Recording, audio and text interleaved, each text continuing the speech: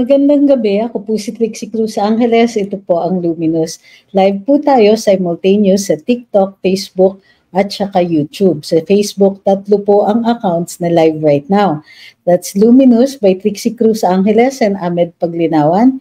Yung Trixie Cruz Angeles na page at saka ang Luminous Group. Sa TikTok, nasa Luminous TCA po tayo. Sa YouTube, it's Luminous by TCA and AGP.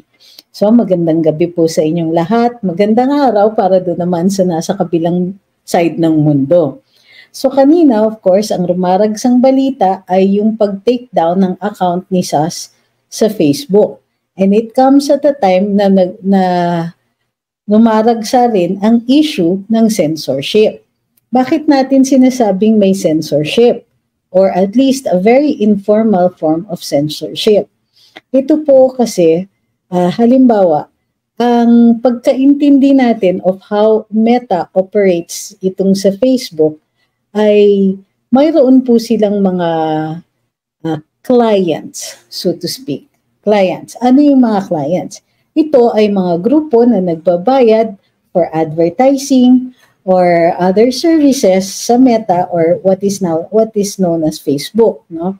At ang mga ito ay malalakas, kumbaga, ang boses nila, so to speak, na their opinions or their requests are taken into consideration. So halimbawa, alam natin na malalakas mag-advertise ang certain groups that are identified with the fact checkers. Okay? So, kadalasan, itong mga fact checkers, hindi lang po yung pagpa-fact check nila ang, kumbaga, ang may suasion or power to persuade yung mga nagpupulis sa ating mga Facebook accounts, kundi pati their capacity as clients of Meta. So, hindi tayo nagtataka na yung mga kinikriticize ng mga grupo na nagfa-fact check ay posibleng sila ay very persuasive dito sa Meta and what accounts can be disciplined, so to speak. Now, hindi natin sinasabi na ang mga grupong ito ang responsible for that. But what we're saying is that there are certain groups that can be very persuasive when you ask for takedowns pursuant to things like yung community standards. Now, this is the point here is that there is some kind of censorship and the pervading suspicion is that government is behind it. Okay? Bago ang lahat, wag po nating kakalimutan like, share, follow, and subscribe. Subscribe sa TikTok, subscribe sa Facebook, sa YouTube. All right.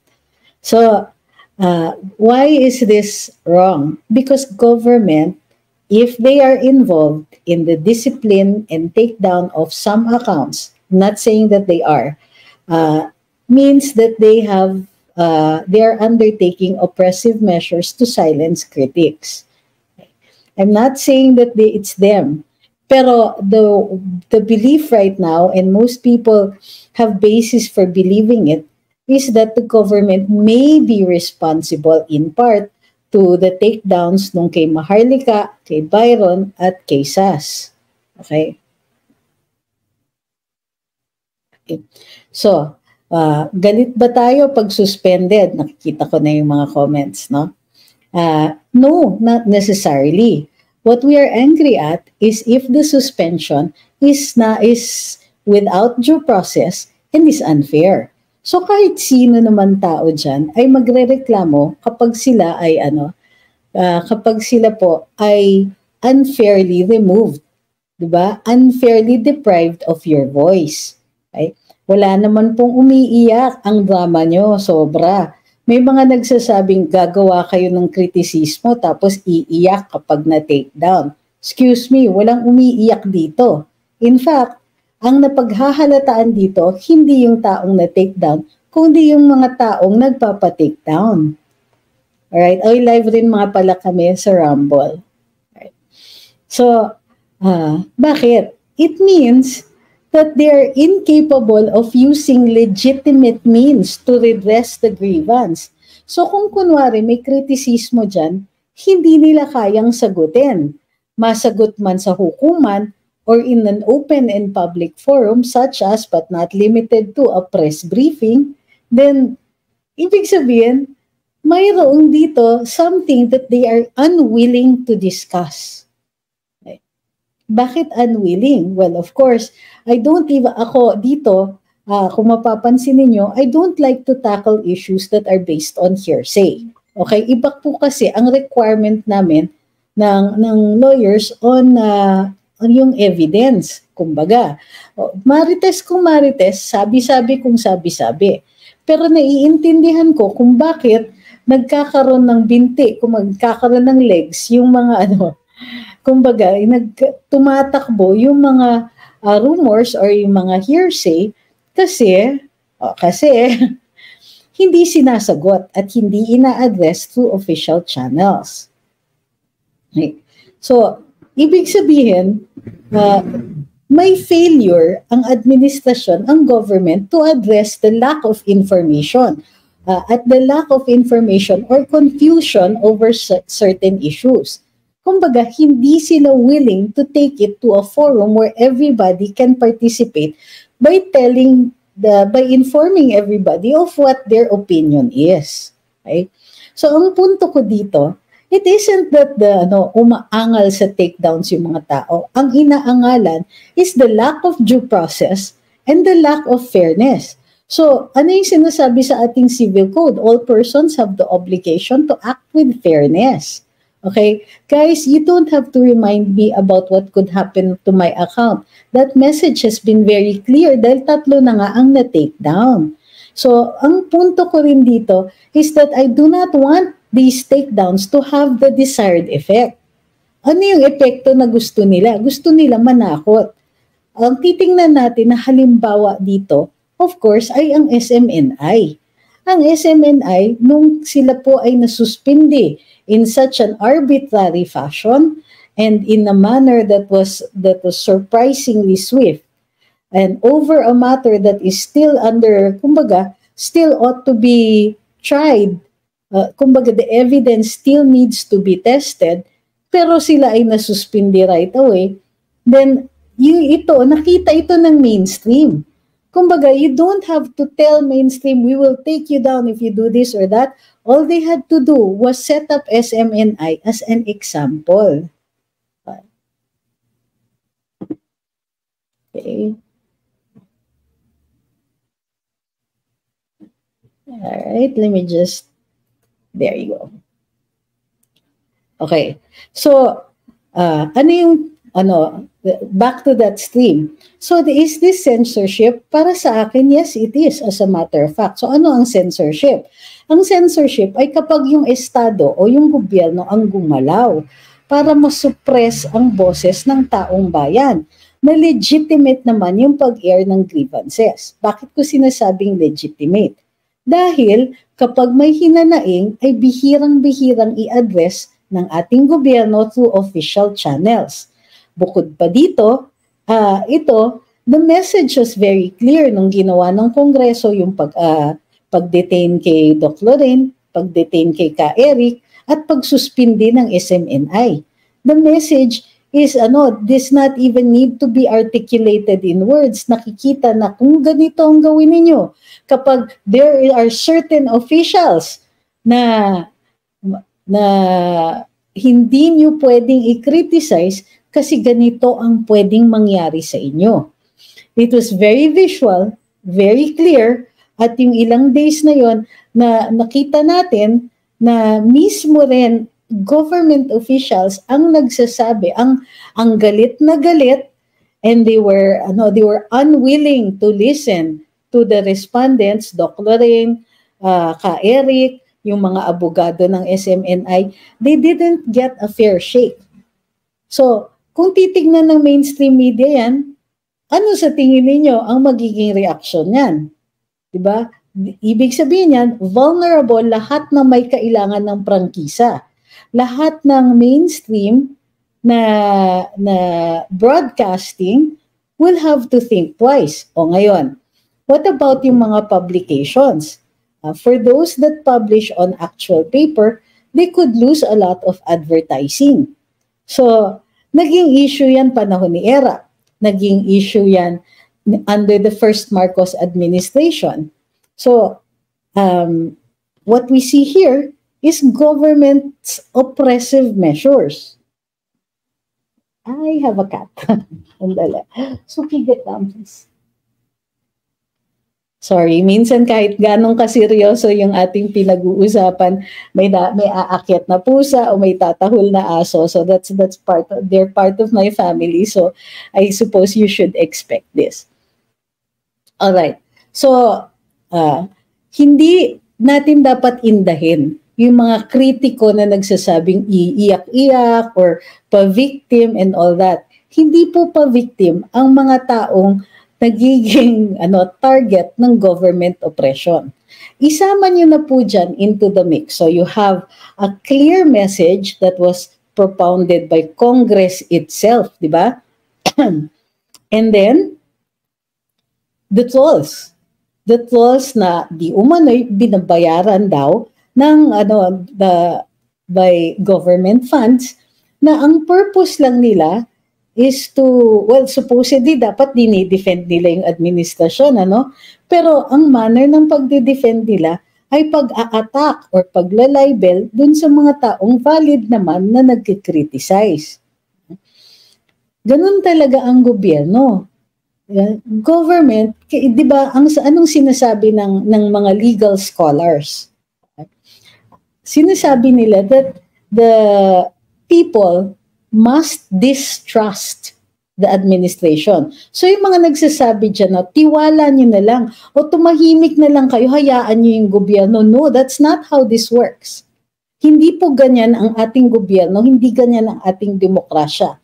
Ang buong saligang batas ay ginawa, pinormulate yan to control government. Kasi napakalakas niyan, isipin ninyo. Ang gobyerno may armed services yan. There are people that we, the taxpayers, pay to be disciplined and armed and to protect the state. So, hawak nila ang justice system. Sila po ang nag-iimbestiga, sila po ang nagdadala sa hukuman, at ang hukuman, which is also part of government, sila ang maghuhusga. So, the government has all of these immense powers. Kung kaya't ang ating saligang batas, mayroon siyang Bill of Rights at iba pang mga karapatan natin. So nakalagay dyan sa Bill of Rights kung ano ang hindi pwede gawin ng gobyerno. Kung ano ang hindi inaalaw sa ating estado. So kung tayo ay masinop sa pagbabantay ng ating mga karapatan, makikita natin na kahit ngayon ay mayroon ng encroachment o dahan-dahan ng pumapasok ang gobyerno sa pagpipigil ng ating freedom of speech. Ngayon, ano ba itong freedom of speech? Bakit masyado natin pinahahalagahan ito? Well, it's one of the great rights in the Constitution. No law shall be passed abridging the freedom of speech, of expression, or of the press. Sa totoo lang, redundant eh. Kasi yung freedom of speech, of expression, and of the press ay, well, iisa lang yan eh. Kasi nowadays, kahit ang social media, due to the self-publication, might be considered also the kind of media that is protected under the freedom of the press. But even if not, freedom of expression and of speech. Okay? So,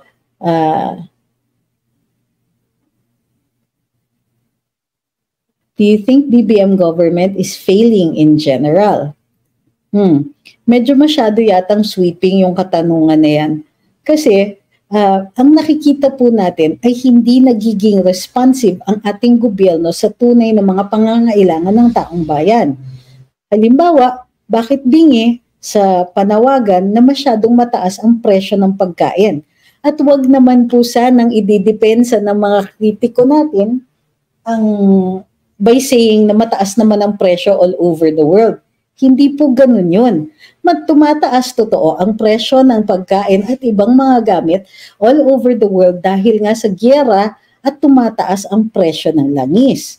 Ngunit dito sa Pilipinas, mayroon na ngang pagtaas ng presyo ng langis pero may broken logistic system of bringing the agricultural production to the market. Mayroon, in the words of Senator Amy Marcos, saan ka nakakita na may cartel ng middlemen. Okay? Pero ganun po ang nangyayari. And ini-expect natin na aasikasuhin yan ng gobyerno, lalong-lalo na't may mga palip service pa sila na investigasyon pa. Alright. Okay, sabi ni Sephiroth, sino ang may hawak ng Facebook Philippines? Bakit di sila ang sisingilin? Dahil po, ang Facebook Philippines dito, wala po silang actual control, allegedly, sa mga takedowns. It's really Meta and the headquarters of FB are actually in Singapore. Ang meron lang sila dito parang representative office. Well, in theory, pwede naman po sila talagang idemanda. Pero yun nga, it's not kumbaga, yung operations dito are really minimal compared to ang operations talaga sa Singapore ang malawak. Kumbaga, sila po talaga ang may hawak ng actual takedowns. Right?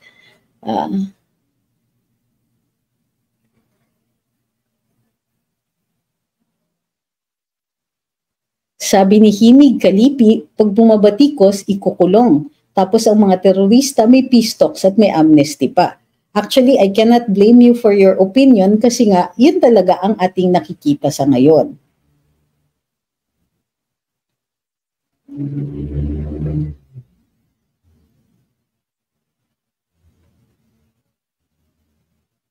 Bakit? Sabi ni Tosha, wag na po tayong maglokohan, may problema po talaga lalo na sa mga lokal na gobyerno. Wala nga naman akong sinasabi na walang problema. Actually, ina-articulate ko na nga ang problema at kung hindi po kayo bago dito, malalaman ninyo na sa araw-araw kaming nagla-live, may listahan kami na tuloy-tuloy na rant. Number 1, pagkain, presyo ng pagkain, tubig, kuryente, transportasyon, internet, et al. Okay? So, ma'am, don't put words into my mouth. Hi, Sas! Andito ka? Akyat ka? Don't put words into my mouth because that's really unsanitary. Sabi ni Malco, hindi po ba dapat kumilos na sana ang ating mga men and women in uniform regarding po sa sinasabi nila na video at sabi po may mga general na nakapanood.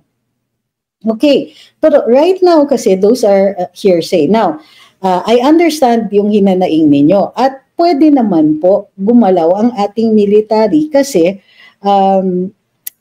mayroong mga provision sa ating saligang batas na the AFP is the protector of the people and of the state. Pero wala pong mechanism. Kumbaga, sa tagal-tagal ng ating saligang batas hanggang ngayon, hindi po ginagawa ng enacting legislation ng ating mga magigiting na legislators itong provision na ito. Gayunpaman, maaaring sandalan pa rin ang provision na yon. The reason I know this is because nakakailang napanalo ko naman lahat, court-martial at saka cases on coup d'etat in the regional trial courts. So, pero yung mutiny ay sa courts-martial po yun. Alright. So, what we expect next? Now, ang sa tingin natin is unfair and unjust yung pag-take down ng cases. Right? Si Sas would be at a better position to explain kung bakit ito nangyari at kung sino yung responsable para dyan.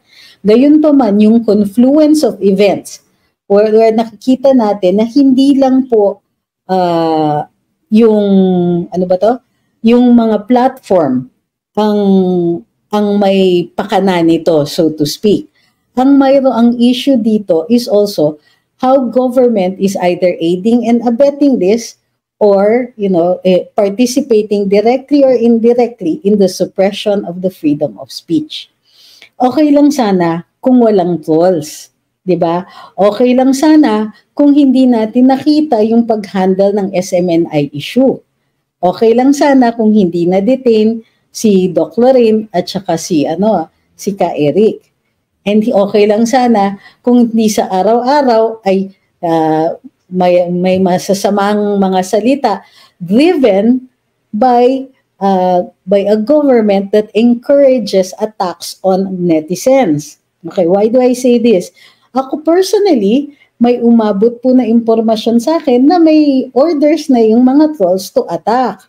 Pero, I understand din na medyo hesitant sila kasi, kumbaga, it's not going to be that hard to file cases for libel. Nakakaano lang eh.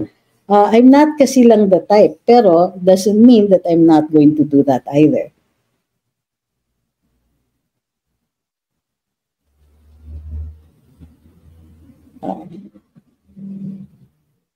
Wala pong nagsasabi ng military rule. So your comment seems to be out of context. Kung sinasabi mo, military rule is not a solution, remember Myanmar. That is not what the Constitution says. It says that the military can be relied upon when it is government that oppresses the people. Kapag yung representante ng ating estado ang siyang nang-aapi ng taong bayan. And it's not like as if walang president ito. 1986 is exactly that.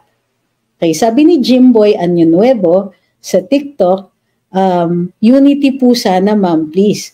What do you mean by unity? Ang ibig nyo bang sabihin, unity na tahimik tayong lahat at hindi magsasalita? At hindi po tayo hindi po tayo mambabatikos? Kasi hindi rin po fair yan because that's not how our government or our democracy is made. Like I said, dito sa umpisa ng ating talakayan dito, the people must distrust the government because we put in their hands a lot of power. At nililimita nga ng ating saligang batas yung power na yan. But that doesn't mean that some officials will not fly. And so there are safeguards.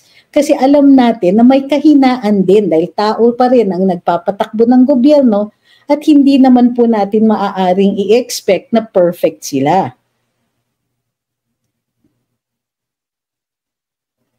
So ano daw yung revelation ni Sas? Sas, ano daw yung revelation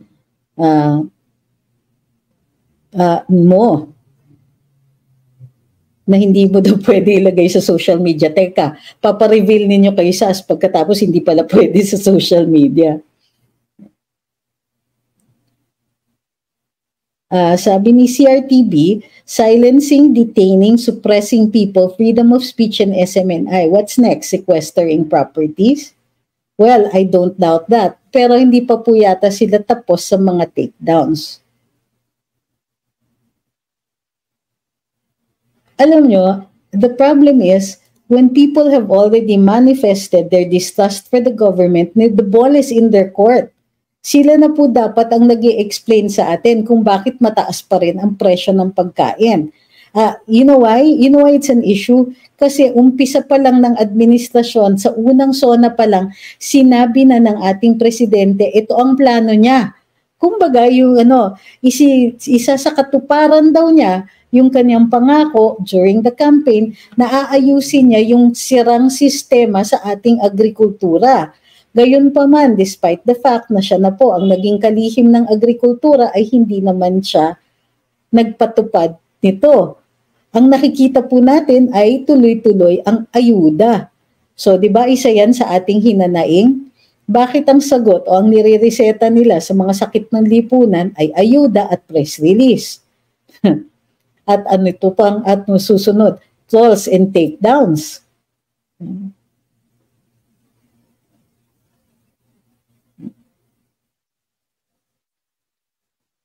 Sabi ni Jonah, sana lahat ng nanonood dito ay mag-share, mag-follow din para madami tayo na maabot ng pagpapaliwanag.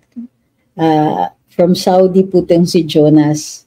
Shout out kay Jonas Magallanes.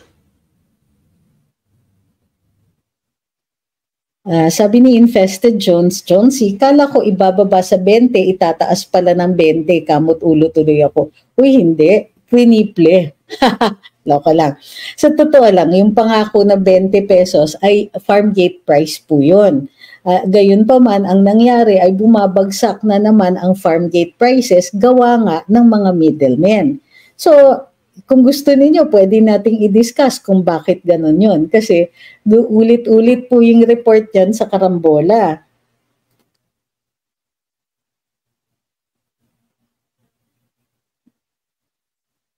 Sabi ni Ma'am Evangeline sa Facebook, sabi lang po niya yon at meron talaga silang hidden agenda kaya gusto nilang makabalik sa power.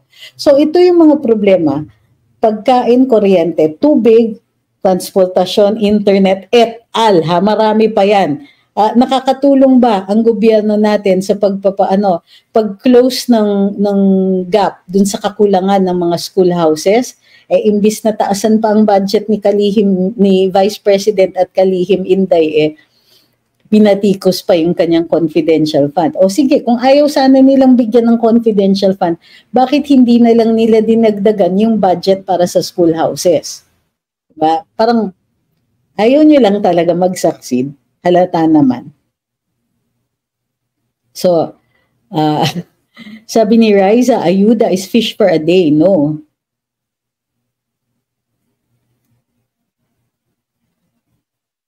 So ito, another mischaracterization, sabi ni Blanca, bakit ganyan ginagawa ng mga Marcoses at Duterte sa Pilipinas? Not true po. Kasi unlike halimbawa, maghahalin tulad na rin kayo or magla-lump together kayo ng dalawang administrasyon, iko-correct ko na lang po kayo. Halimbawa sa larangan ng Build na centerpiece project ng Duterte administration, isa sa campaign promises ni Presidente Marcos ay itutuloy niya ito. Yan po ang message ng continuity ng ating Pangulo. Ngunit kanina ay nag-announce siya na totoong-totoo na daw uumpisahan ng Build Better More. Ha? Matapos na umakyat sa pwesto ang ating Pangulo, nagreseta na kaagad ang NEDA na nagdadagdag ng mga proyekto dito sa Build. Isang taon tayong walang narinig. Isang taon tayong nakakarinig lang na nagbabawas ng budget sa ilang mga departamento including the DPWH and the DepEd and the Department of and the Commission on Higher Education ay nagbawas ng mga budget. Pero tumaas ang unprogrammed funds at tumaas ang budget ng Kongreso at ng Senado. Di naman sila nahirinan nun habang nagsasalita. Okay?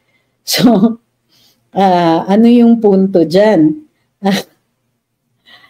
Walang na itutupad dun sa mga pangako, na betray tayo dun sa mga matatamis na pangako pero walang nangyayari, and instead what we are seeing is an increasingly oppressive government na dinededma yung mga legitimate concerns.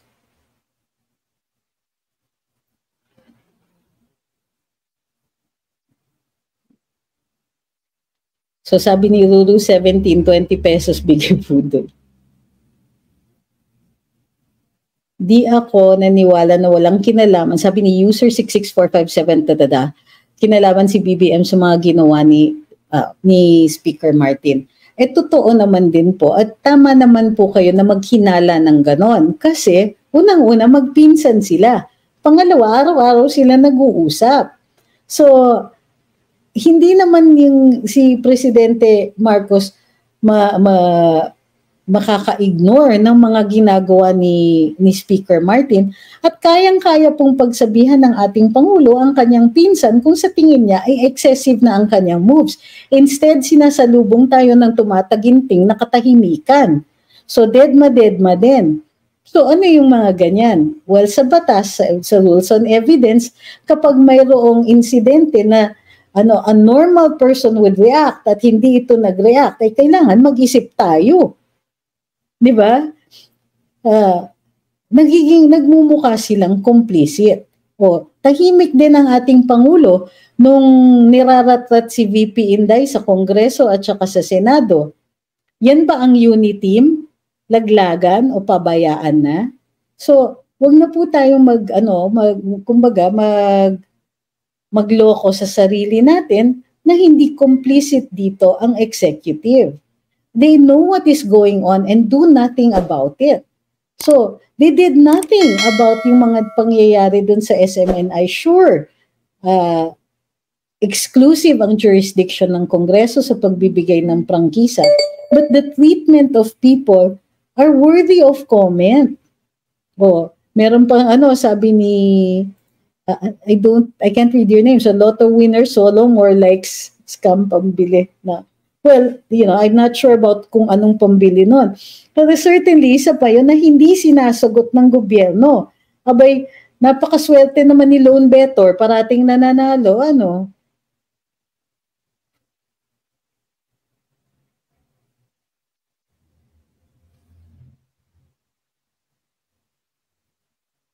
Okay.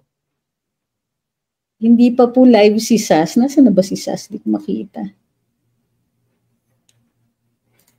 Sabi ni Coach Jarrett daw, yan daw yung issue lagi nating mga DDS, yung presyo ng bigas, tubig, kuryente, korupsyon at taas ng bilihin. Marami naman daw hindi nagawa si FPRD at marami daw sablay sa Duterte admin, lalo na daw yung war on drugs, yung WPS daw at yung DOH na si Duque na hindi naman nila tinanggal. Iisang tono lang daw tayo mga ka-Duterte, which I think is very incomplete. Okay? Unang-una, unlike this administration na nag-i-expect na hinuhusana sila parati, dun sa previous administration, nakakapag-criticize kami at ang mga gusto lang na mag-takedown ay yung mga dilaw. But the government never asked for our takedowns. Diba? Number 1 yan. Pangalawa, presyo ng bigas, tubig, kuryente, korupsyon. Bakit natin hinahanap? Hindi dahil sa nag-fail ang previous administration. He can think that for whatever it's worth. But the reason naghahanap tayo isn't because of the previous admin, but because the president promised this. Hindi lang po sa kampanya, kung hindi pati sa first na SONA. At tinuloy pa sa pangalawang SONA. Nasa na ba yung pinapropose niyang amendments to the Mining Act? Bakit wala man lang yan dun sa mga priority legislation, or kung nandun man, abay, anong ginagawa ng pinsan niya? Akala ko ba kaya niya sinuportahan ng pinsan niya as opposed to former President Gloria as House Speaker dahil mas maisusulong yung kanyang mga priority legislation. Bigas, tubig, excuse me, kung hindi yung mga tao na sumalungat dun sa plano ng dating Pangulong Duterte sa pagbababa ng presyo ng tubig at pagbabago ng concession agreements ay nandyan pa rin sa gabinete ng ating current na Pangulo. So tigil-tigilan kami, di ba? In the first place, buti sana kung alam mo yung mga problema na precise tungkol dito sa mga ito. Ang sinasabi ninyo is, hindi natapos ng Duterte admin. Naka 1 year na ang Marcos admin. Are you saying na okay lang na mag-fail? Nag-fail yung admin na to kasi nag-fail din yung dating admin. Anong klaseng reasoning yan? Di ba? So, ibig sabihin, okay lang kami mag-fail kasi Duterte failed. Are you kidding me? Di ba? Ibig mo sabihin, in the 1 year since the campaign promise has been made, in the 1 year since the president has sat, he has nothing to show for all of these campaign promises. And in fact, mas nahalata pa dahil in-announce niya na totoong-totoo na, uumpisahan na daw ang Build Better More, which only underscores the fact that they didn't do it in the past year and a half. Bakit hindi tayo magrereklamo? Ano kung single message, kung yun talaga ang hinanaing natin? Buti sana kung inaasikaso. Kung hindi inaasikaso, bakit mo kami pipigilan sa pagrereklamo over issues that are relevant and ongoing and valid? So kahit sabihin niyo, sige, nag-fail yung Duterte administration, kahit tanggapin ko yan, which I don't, it does not excuse this government, which has been in power for a year and a half, of not doing anything. Ano yung excuse? War on drugs. Excuse me. Ano yung difference? Yung difference was that we felt safe walking around at night. Now, we don't. So, you cannot say na nag-fail yung Duterte administration on the war on drugs. There were at least significant moves. And We felt safe.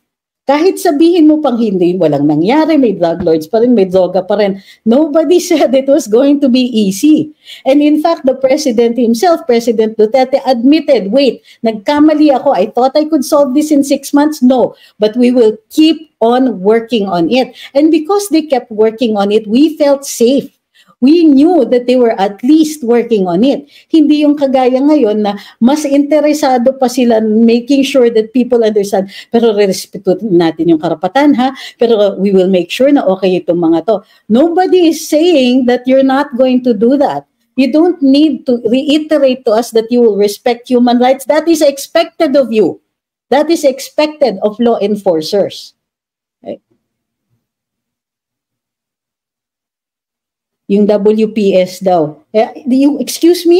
Did you expect that an issue of international concern that has been festering for some time is going to be resolved in 6 years? Yun ngang problema between Greece and the United Kingdom over the Elgin marbles. Lampas 200 taon na, hindi pa rin na-solve. And you're expecting this to be solved right now? Anong timetable ninyo dito? Diba? And ano ba ang sinosolve ng current administration dito sa WPS? Aside from making things worse with their jingoist language that's being said not by the president, who is the actual architect of our foreign policy, but by his minions. For what? Plausible deniability? Hindi. Hindi nga niya kinukontra yung mga tao niyang napaka-jingoist, which means warmongering na language. And which means it is okay. He is, after all, the chief executive. And it is executive officials na nagma-mouth off ng ganito. And it's okay with him. Diba?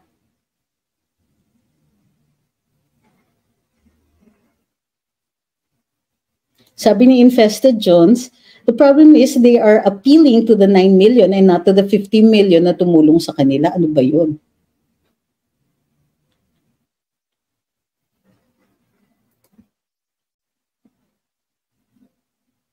Sabi ni Kaho, ayaw niya maka-offend, ayun, weak ang labas. Sabi ni Way I See It, BBM babangon muli si FM. Sabi ni Agustin de Asas, grabe yung campaign period, si Inday Sara ang kinakampanya si BBM. Wala kang maririnig kay Inday na iboto siya, pero nung niraratat si Sara sa confidential funds, mas tahimik pa sa sementeryo si BBM. Sabi ni Princess Coconuts, anong masasabi mo kay TP? Wala. Why should I comment? Yeah. Meron ba siyang sinabi? Asan na si Sas?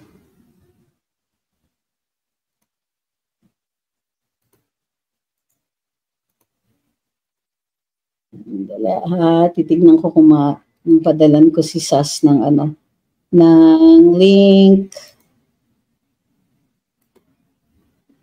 Sas, do you wanna come up?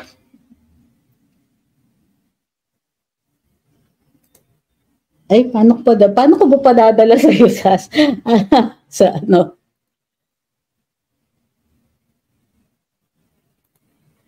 Sas, pakisabi kung saan ko padadala to. Alright. Intayin ko lang yung sagot ni Sas, ha? Ano ba to?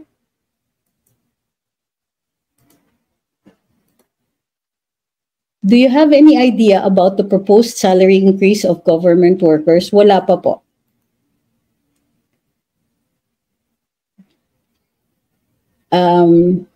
Dapat taasan ng government ang mga budget ng bawat department ng government, kaso ang daming corrupt. May nagagalit. Si Himig Kalipi says, failed his drug war, nahihibang na ba yung nagsabi nun? Malinaw naman yung epekto talaga. Oo, but we don't pero yun na nga gusto ko dun sa dating administrasyon, pwede tayong bumatikos at rumagsa talaga yung batikos ng ng kabilang panig, di ba? Bakit daw na-suspend si Sas? Well, I think we should let her explain that kung makakaakyat siya. Iniintay ko pa yung yung sagot ni Sas.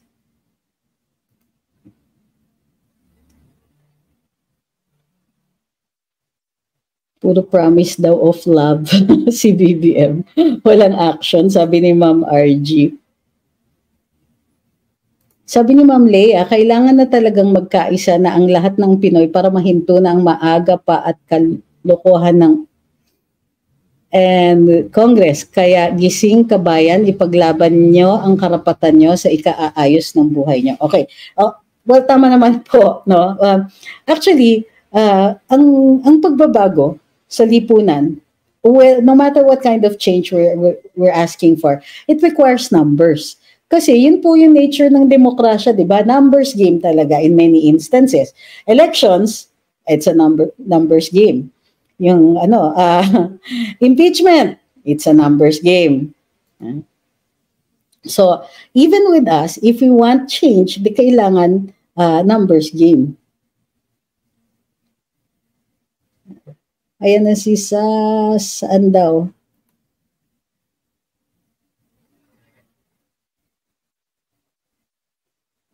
Sabi ni Riza, BBM was DA for a year, pinagmamalaki nila yung kadiwa pero wala naman nagawa sa mga farmers na nagtapon na lang ng crops kasi barya ang bili sa kanila ng middlemen o mahalang transpo going to the trading post. Ay, nasa na si Sas? Sas, may TikTok ka ba? Doon ka kaya sa TikTok? Para makaparticipate ka?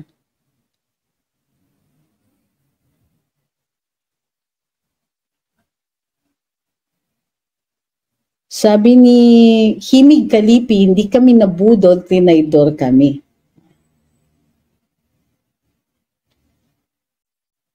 Sabi ni Jesosinos dito sa TikTok, manigas kayo, may 4 years pa si BBM. Bakit? Ikaw lang ang nagsasalita about takedown of a president. Ikaw dyan yung meron ka bang narinig dito? Na nagpapaalis sa kanya? Ang hinanaikit namin dito is yung pagdededma na ng mga valid na reklamo ng taong bayan. This was the job that he signed up for. Ito yung trabaho. Talagang mayroong mga tao na kumbaga, may mga, not everybody is going to be happy with you no matter how good you are. No matter, there's nobody perfect and you will always get criticism. That's part of the job. Bakit magpe-presidente yung isang taong hindi kakayanin ng criticism? At bakit may mga taong nag-i-insist na bawal kami mag-criticize? Kakaloka kayo.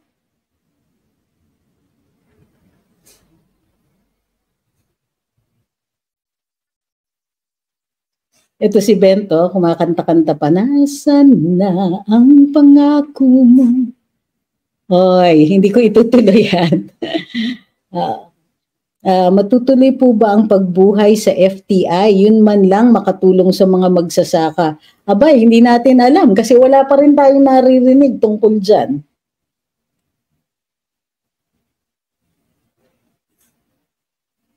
Eman Celis says, Eli Bilyado, Domingo Bopos, we are here to criticize. Sorry, hindi ko alam na may sinasagot ka pala.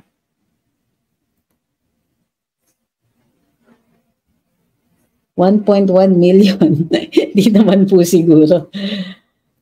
Merong Captain Kuno, iuupo na raw si VP. Hindi po yan ang sinabi Mr. Bong MJR. He created may change.org petition of withdrawal of support. So, ano yung withdrawal of support na yan? Ibig sabihin, hindi na niya kinikilala ang ating Pangulo bilang leader ng bansa at ang kinikilala niya by right of succession ang ating Vice Presidente. Nilagay naman po niya kung ano yung hinanaing doon. Yung oppression ng taong bayan, yung pagdededma ng mga issues and so on. So, kasi sige, ilalagay ko dito yung link SAS.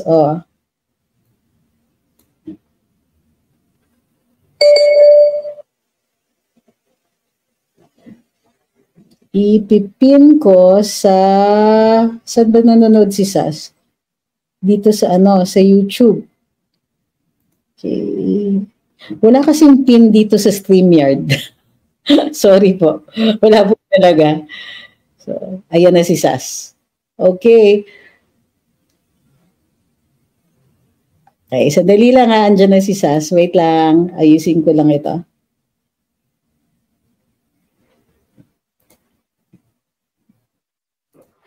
Hi, Sas. Live ka na.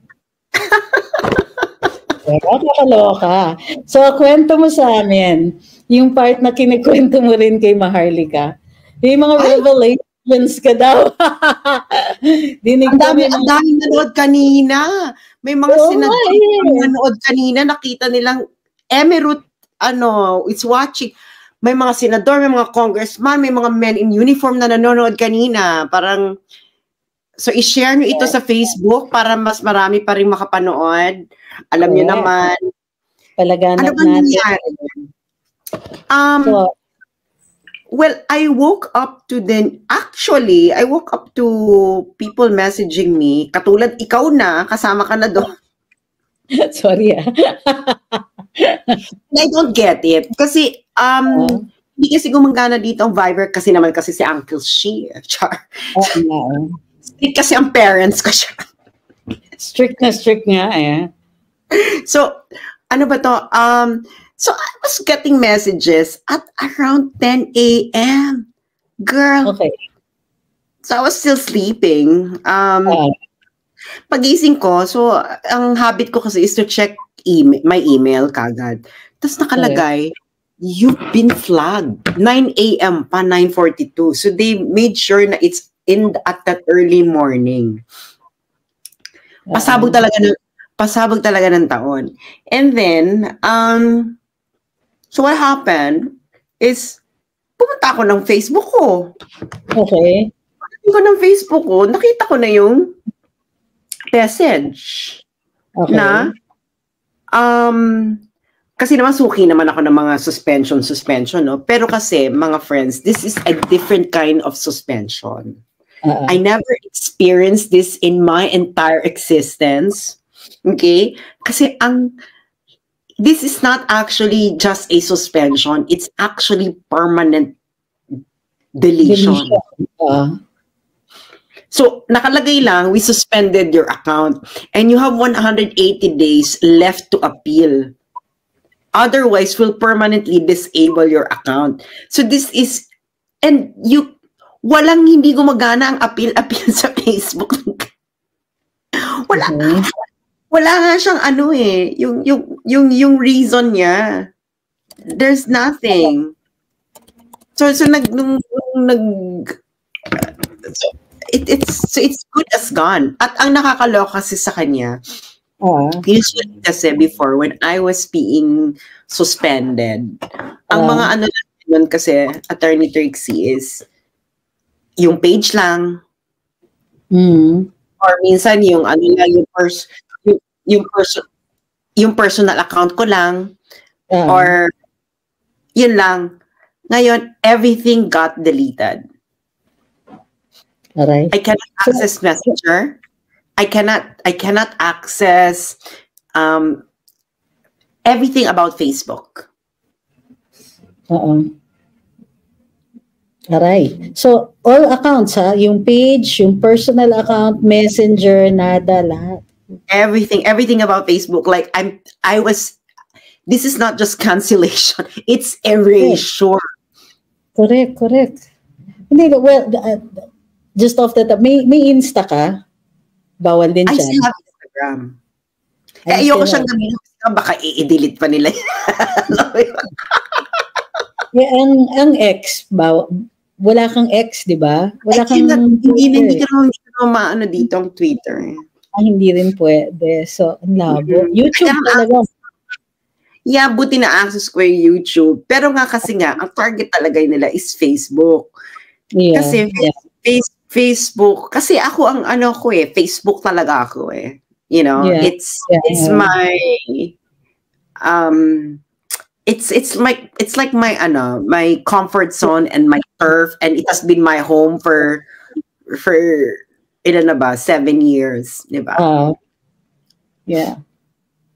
So, No, naintindihan ko kasi ang daming nagsasabi na lipat na daw sa X.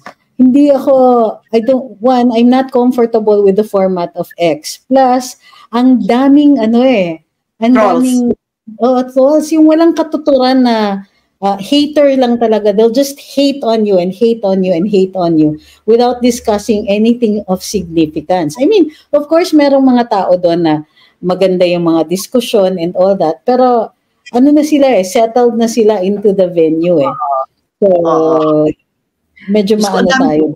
Dami-dami sa akin dito nagbibigay ng payo ko nung gagawin ko sa China. Alam ko na yung mga advice ninyo, ilang buwan na ako dito.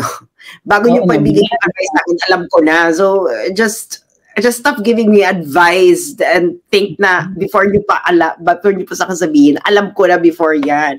Pero yun na nga, I think maganda yung title mo, no, na censorship, because it's really censorship. It is. It's state-sponsored. The censorship. So, di ba sunod-sunod, di ba? Una naglabas sila ng list. At sino yung number one sa list nila? Diyan talaga yun Sino yung number one sa list nila? Di ba ako yung number one sa list nila? And gusto ko i-contest yan. Gusto ko na recount. Lako lang.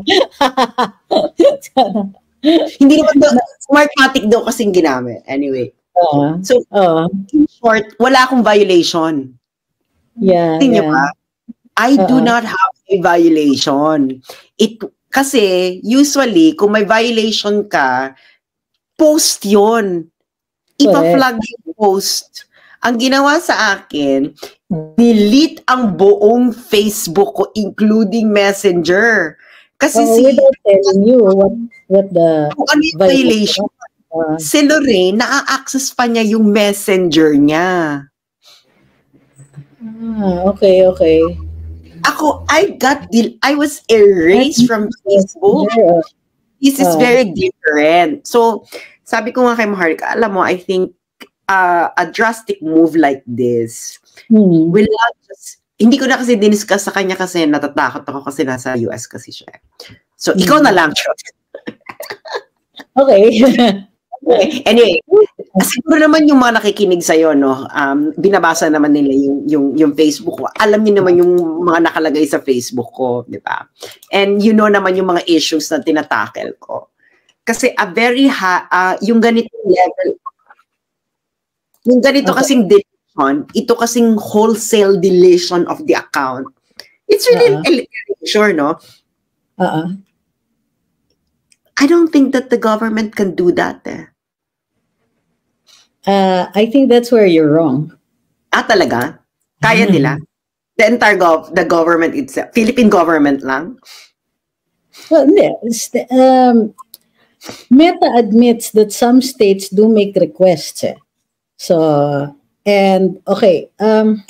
Pero pag ganun kasing level, Trixie, ang request, national security. Pag ganitong ka-wholesale na talagang they're just gonna delete the entire account. Yeah, pero ito medyo extreme yung sa'yo, the entire account, but not a place. Not even the old account, diba? And yung band. Not a trace. Legacy account. So ano talaga siya? Actually, kahit nga mag-download ako ng information, girl, kasi may option na i-download yung information. I cannot download anything. I can only download my profile pictures and then that's it. I cannot even download anything I wrote. I cannot download the videos that I uploaded.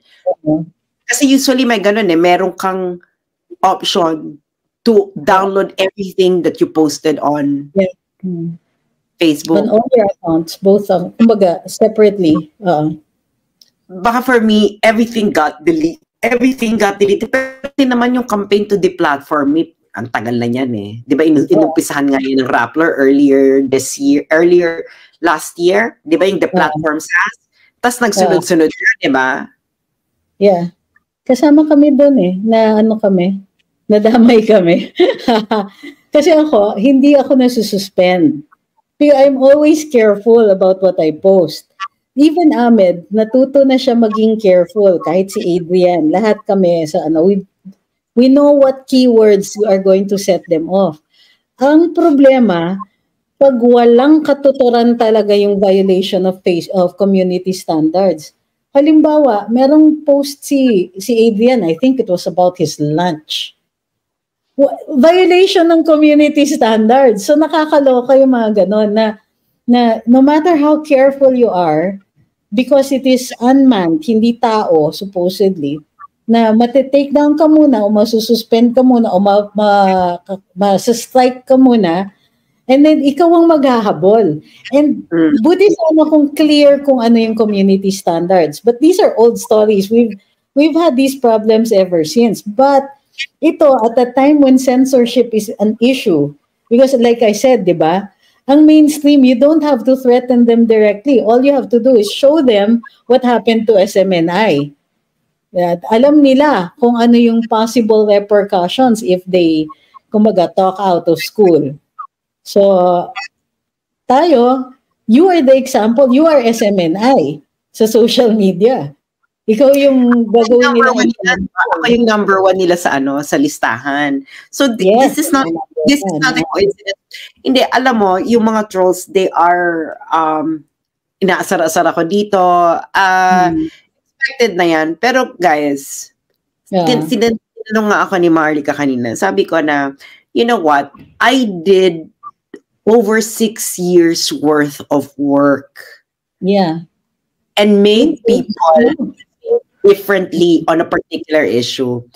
You erased me on Facebook, but you can never, ever erase what people learn from me.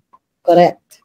So, and yeah, you did erase me, and it only proved my point. Yeah. Diba? Na parang, they're afraid of you. Yeah, exactly. Kasi bakit mo ako buburahin? Wala akong violation. Hindi mo lang ako ni-restrict. You totally remove me from Facebook. So you are afraid, no? Na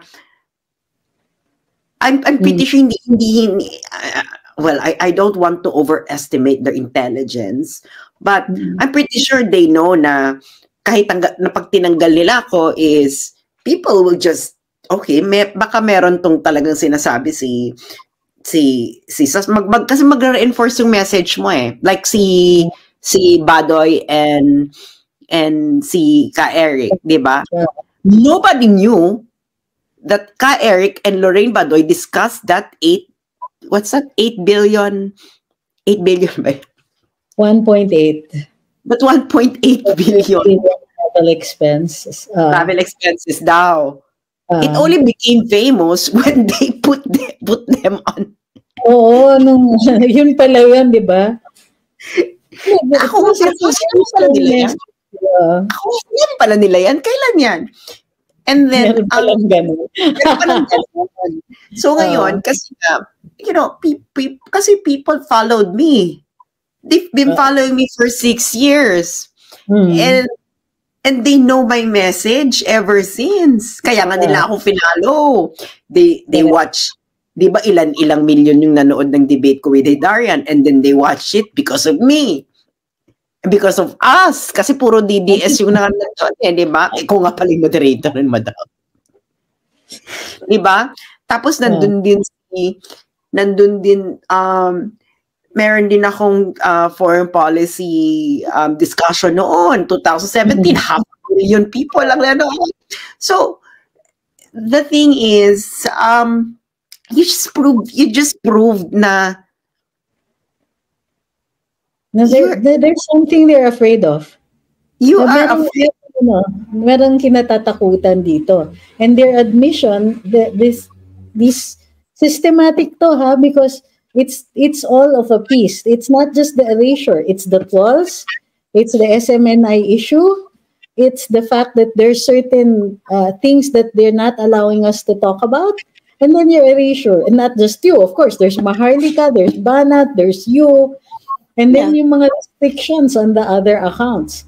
Na kasi hindi naman talaga restrictions na ano yan. Diba? Kasi sabi ni Making Sense Pinoy, bakit si Models of Manila di naman anti-Marcos na take down din? Yeah, because maybe of a violation of separate violation, iba naman yung akin.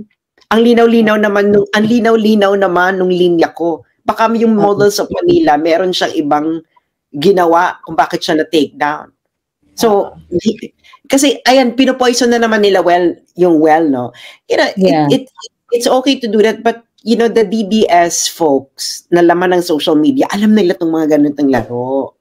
No? Wala nga violations. Tinanggal nila at alam ng mga tao kung anong mga ginawa kong expose in the last few months. Na kahit si Ed Lingao ng One News, pinasalamatan ako for bringing up that issue again. Yung MOOE. So, at alam nga namin ko, ang hilig-hilig nyo, ang ano kasi ninyo is, hindi nyo masagot yung issue. Kaya ang ginagawa ninyo is pinatatagal yung mga tao. Hindi naman effective yung mga trolls ninyo, kahit yung mga trolls nyo ngayon eh. Dahil lang naman, they're not paid to think. No, scripted lahat eh. Yes. Di ba? So, guys, you really have to stop saying na ako yung susunod and so on. You think I don't know that? So but that doesn't mean that we're going to have to stop giving out this information. We're going to find a way, one way or another. Ano sa tingin nyo? Si Sasko mo ba't na-take down dito sa Facebook? Titigil yan? And then you have underestimated us. Nawala something we're afraid of. So, natanggal na yung account ni Trixie. Alam niyo yung, Diyos ko naman, ito naman yung mga tulos na pinapadali dito kung ano nung pinagsasabi. I na ako di ba? I lost my account for 2 months. Oo. Ako na parang, di ba? The thing is, takot sila. That's as simple as that. Ang ano nun is, mawawala ba sa utak ng mga tao yung hashtag hindi mo pera yan? Hindi nga, nawala. It has taken a life of its own. It has taken a life of its own. Diba? Na every time na magkakaroon discussion, it will always be there. You remove me. Ano naman ngayon kung if you remove me, the people already know the issue.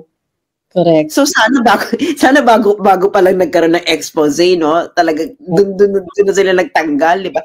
Tapos meron pang sino ba nag-expose nung Love the Philippines fiasco? Di ba? Ikaw pa rin yun. Oo.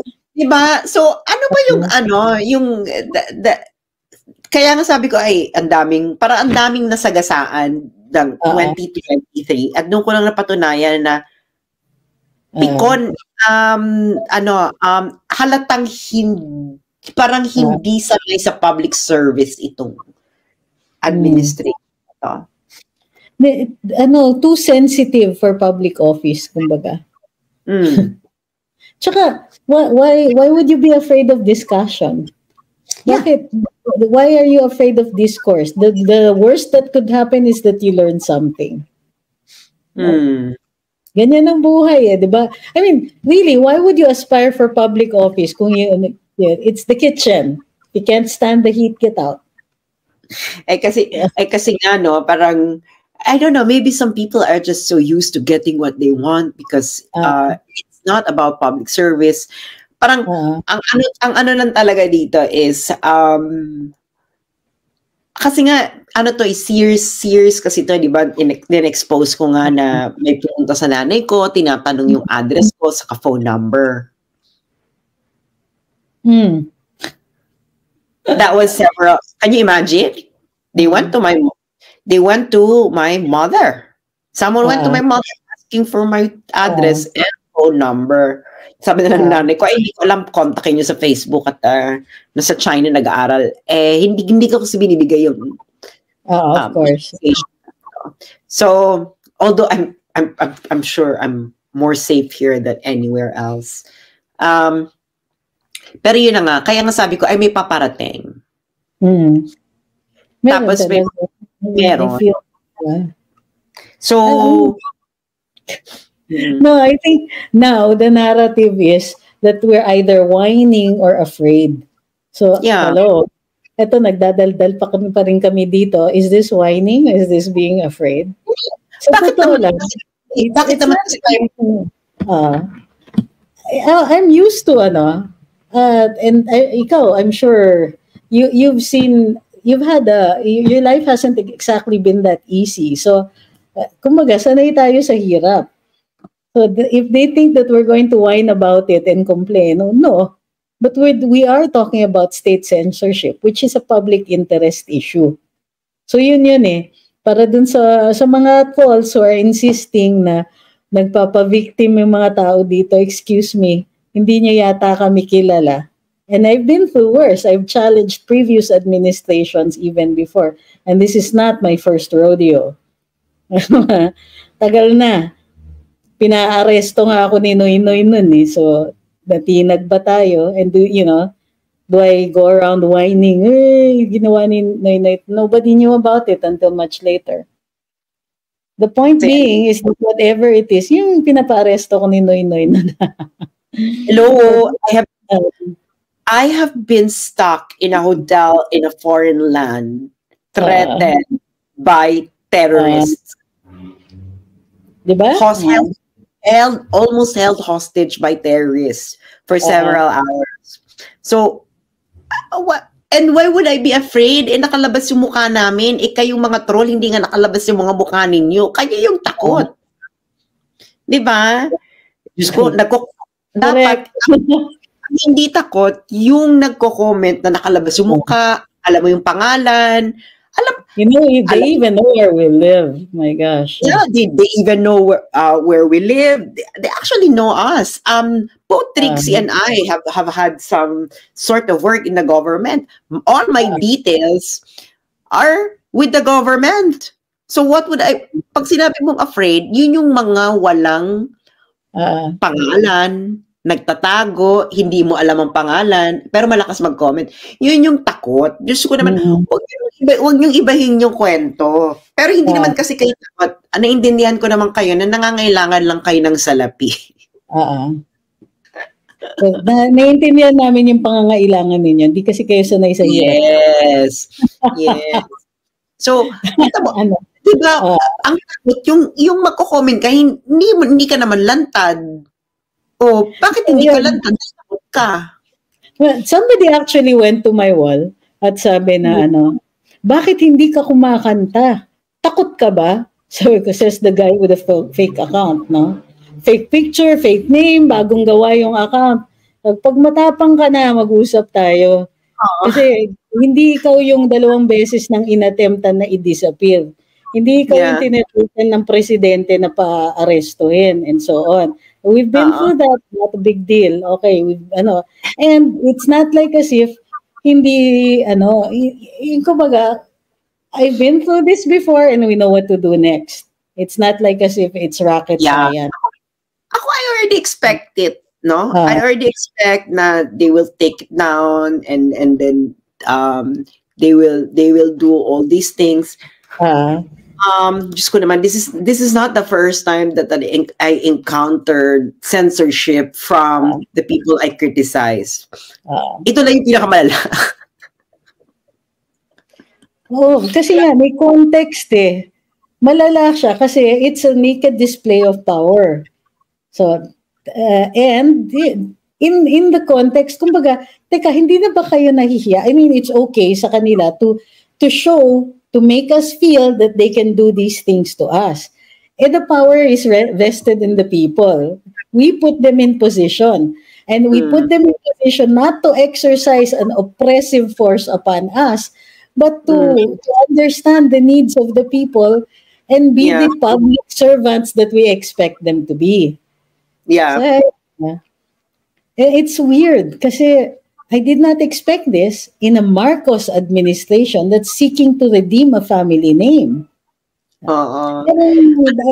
May discussion ako before with somebody na sinasabi niya, ini-evaluate namin yung 1986 revolution. At ang sinabi niya, alam mo, in other countries, kapag ganyang kalaki yung kasalanan sa taong bayan, or in this case, perceived kasalanan sa taong bayan, ini-erase yung family name.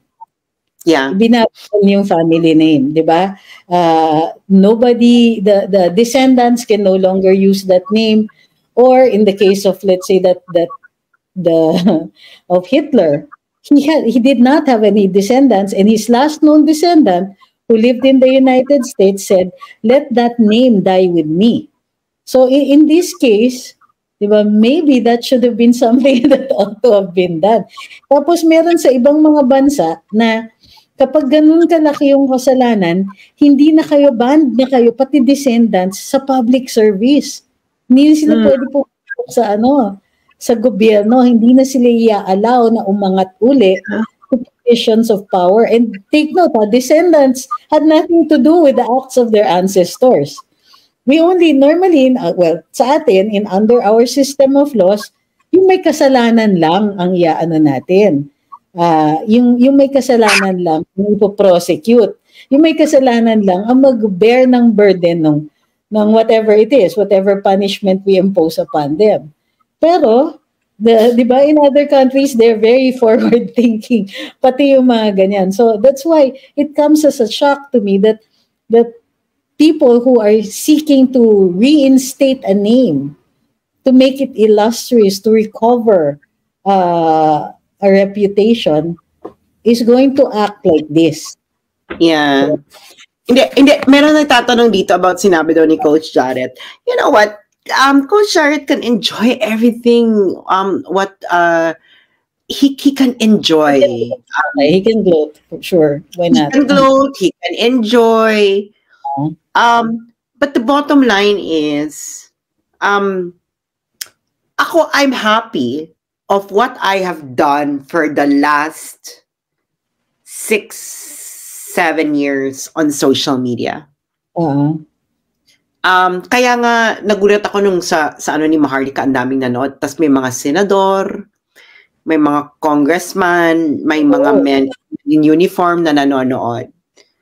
And I was able to produce a book of my work. And sana i-promote nyo pa rin. Sige, promote pa rin.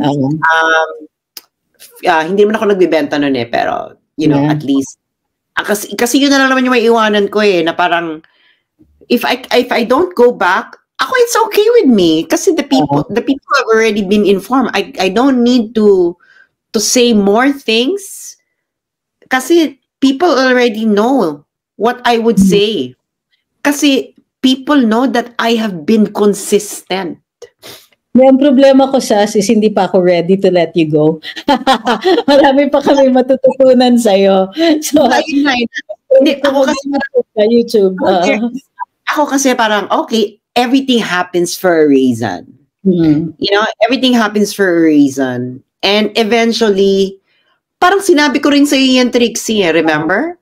Noong 2021, sabi ko na, girl, I think this is a blessing. Di ba, ginanyang kita, di ba? Ngayon, yun din ang nararamdaman ko. I think it is a blessing that my account got removed. Dahil ang gusto ko lang sabihin na alam ko kung sino ang mga bumili ng libro ko. I know who they are. I know they cannot be in public. A lot of them cannot go on public. They cannot do whatever. Alam ko rin kung bakit naglalabasan yung mga business people criticizing the direction of the foreign policy. Aren't you wondering why? Diba? You know, one of them even wanted me to go back to the Philippines, and then they will buy spots for me in every huge media. So, yun, ayoko nga lang kasi nga, you know, sabi ko my security wouldn't be assured, no? If I would go back to the Philippines. So, you can gloat all you want. You can have social media all you want. Pero at the end of the day, yung mga nag-gloat ngayon, they will just remember you as someone who became happy when I got erased from Facebook and nothing else. Yun lang yung magiging memory nila. If even that. Diba? If even that. Diba? There's very little that they can be remembered for.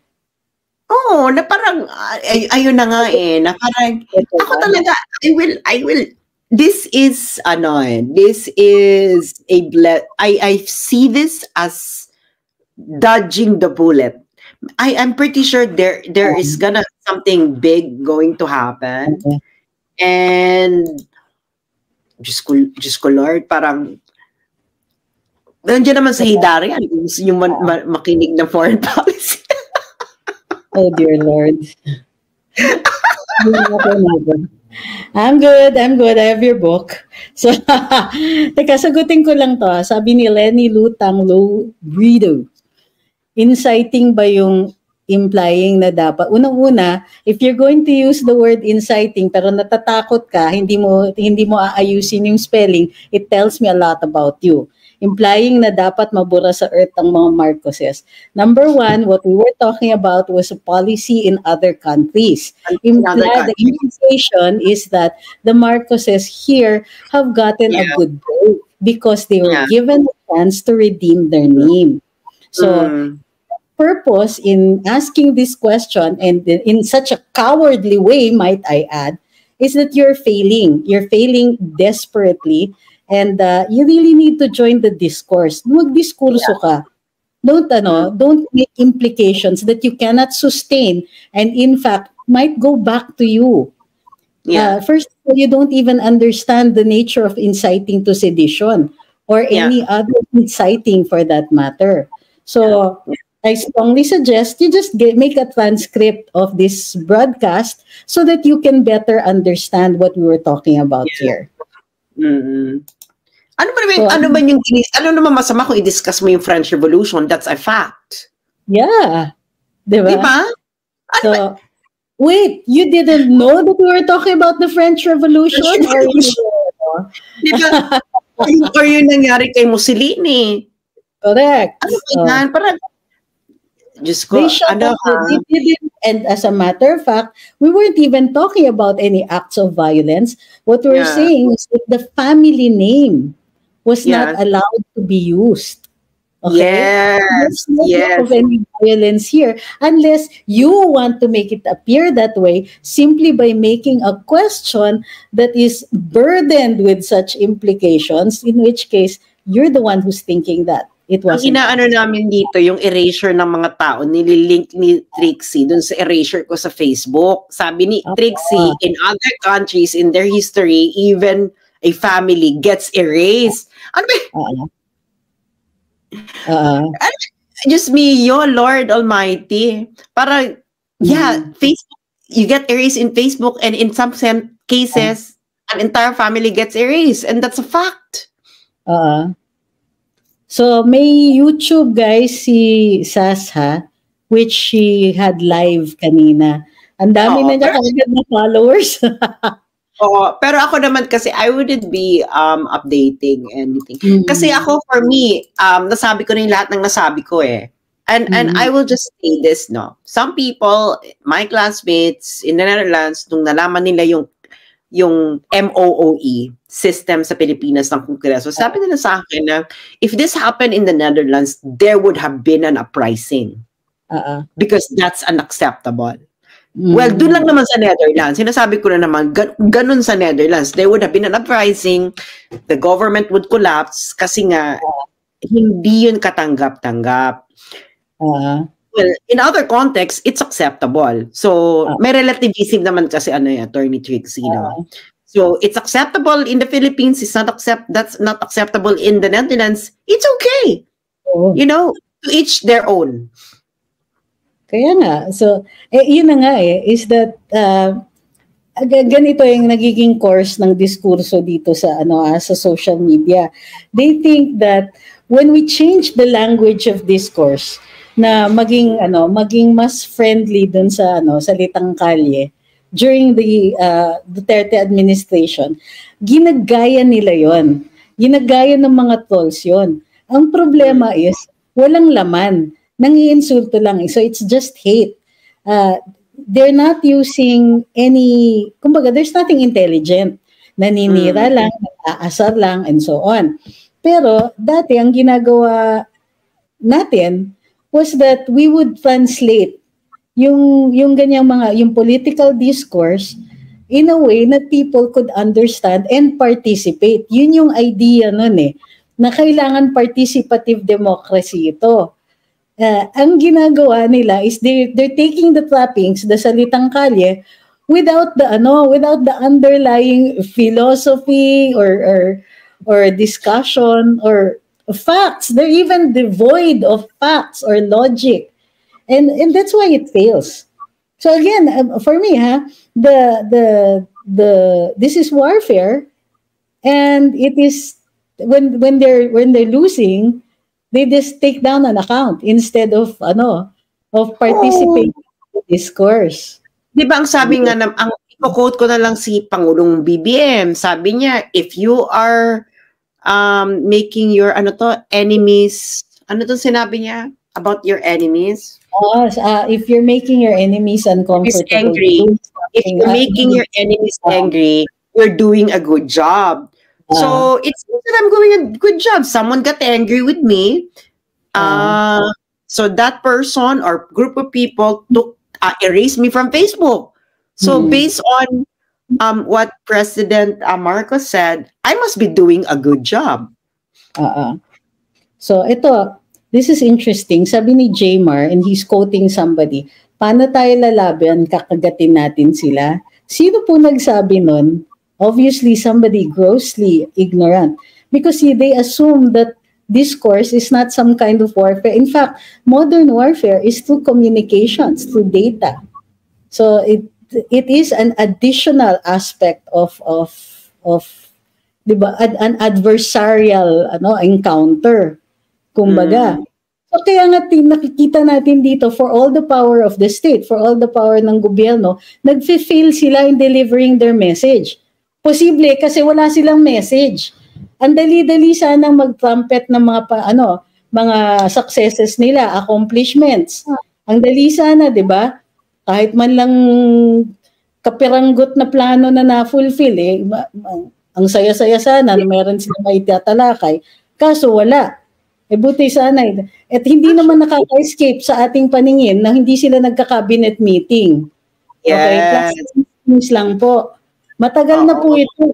Simula Enero, nakadalawa lang na cabinet meeting since January until December, the end of December.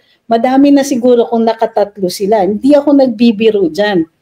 Bukod pa dito, even assuming na nakapag-cabinet meeting sila, hindi po yan katulad ng dati na sa umpisa ng cabinet meeting, pinapapasok ang media, tapos later on, i-discuss kung ano yung naging agenda.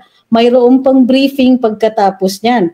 Kung hindi on the same day itself, on the day after, na kung saan maaaring magtalakay yung nagbibigay ng briefing at maaaring magtanong yung media. At ang media noon, nothing, kumbaga, on point or not, maaari po pa silang magsingit ng kung ano-anong kontrobersya. Yan po ang transparency.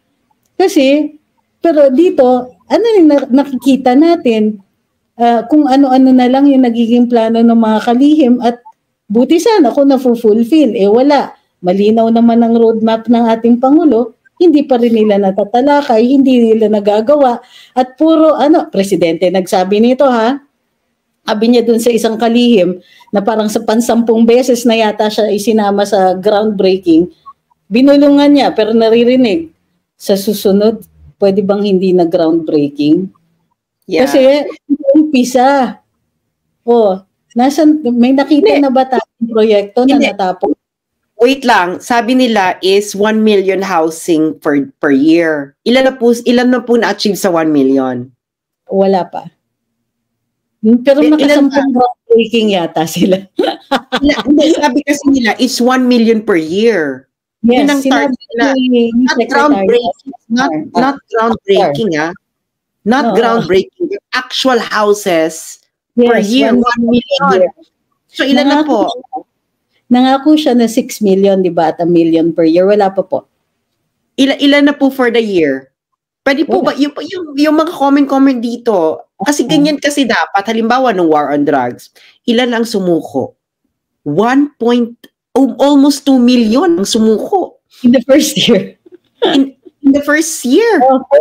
Actually, first few months. Yung mga natapos, diba? First few months, sumurrender sila. In total, it was supposed to be something like 3 million. Pero 1 million nung umpisa pa lang.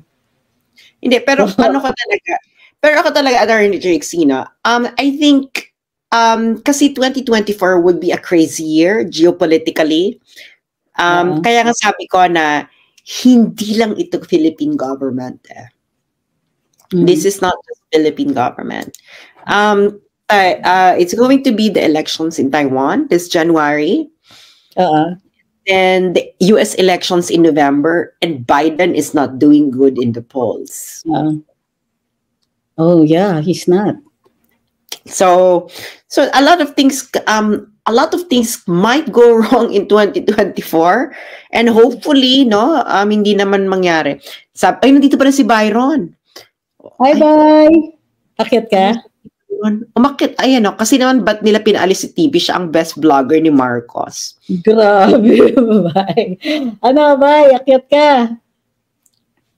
Pakitin niyo si Bye, padala mo sa Messenger. Sa Messenger. Nasa Messenger pa ba, bye? Natanggalin din yung account Paano ako magpapadala sa Messenger? Hindi, lang naman, yung page lang naman niya yung parang page lang niya yung naka-down. Pero pwede mo pa siyang padalan sa Messenger kasi nagpadala ko sa kanya sa Messenger ng message So, ako naman parang, bakit ba yung mga vlogger yung hinihingan nyo ng accounting? Ba't hindi nyo singilin yung 1 million housing for the first year? Sila na nga ko nun. At least sana man lang naka 500,000 na bahay. Ilan ba? 10,000? 5,000? Yun na nga parang wala talagang info na lumalabas. Kung di tayo naghahanap sa COA ng mga dokumento, wala tayong ma-i-report dyan So, nakakaloka. Kasi ako talaga, everything having for a reason. Sabi ko kay Trixie nung natanggal to Ay, hindi. Nung si Trixie ay nag-resign for medical reason. There's a time for everything. Sabi sa kanya na, you know what? Maybe you dodged a bullet, Trixie. I did, clearly. Cannonball, actually. Hindi, ang malungkot is that there are people who can actually help and they're not the ones who are getting appointed. There are people who can handle these things, handle some of the issues here. But clearly the appointments are not based on capability. I mean, meron dyan mga capable naman. Actually, many of the cabinet secretaries remain my friends to this day. At wala talaga akong masabi tungkol sa kanila except that they're really not allowed to accomplish anything. So, yeah. Pero ako, my conscience is clear. I never stole. I never cheated. I never murdered anyone. I never committed any crime at all. Malinis po ang aking... Actually, hindi ka na makakapunta ng China pag meron kang criminal record. You cannot. So, meron, actually, hindi makakapunta ka kung may criminal record ka, pero hindi ka pa rin tumira na may hindi ka pa rin makapag-aral. It's a condition of the scholarship that you don't have criminal record, that you don't have STDs.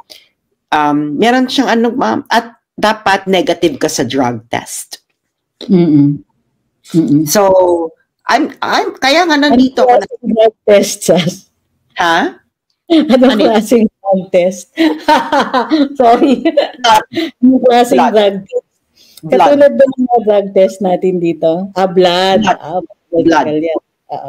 Blood test siya. So, and kailangan healthy, ganyan. So, I arrived here clean health-wise, criminal-wise, everything na, ang ko na lang is, sabi ni Byron, bayaran daw siya ni Ma'am Shi. Ikaw naman kasi Byron, magbati na kayo ni Roy. So, ang ano ko na lang is, kaway sila ni Bagong Lipunan. Pero yun na nga. Oo. Ang ano ko na lang is, well, they shoot down. They cannot actually argue against my message. So what did they do?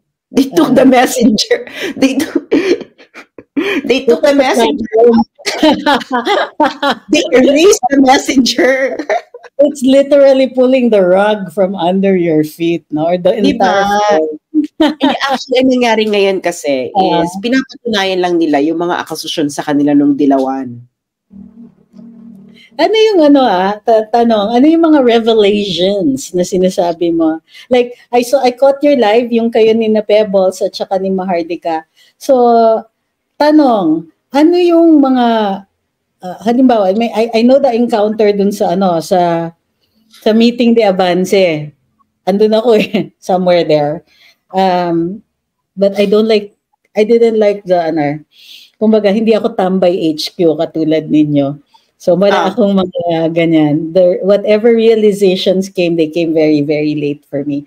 Pero ano yung mga realizations ninyo that you said you found out early in the game, early in the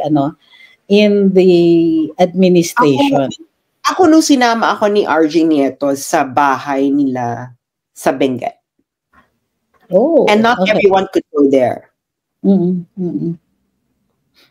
Vic Rodriguez couldn't go there. What did you do there? Wala lang meet and greet, ganon. No, it's not a meet and greet. It was a vacation. It was during the Holy Week. Ooh. It was a month because Holy Week is April, so it was a month before the elections. So, ayun, dun ko nga na-meet yung si Michael Ma. Kasi nga, nandun sila in the same compound. Si Mel, si Michael Ma, si RJ, they all live together.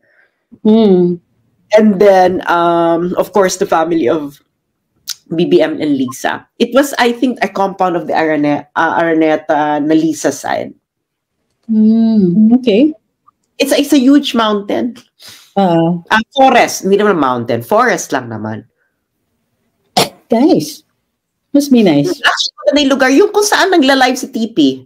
Iba, parang nagla-live siya before. Yung makikita niyo yung mga puno-puno. That's the place. So, I've been there. And, ano lang naman yun, Holy Week, ilang araw. And, ayun.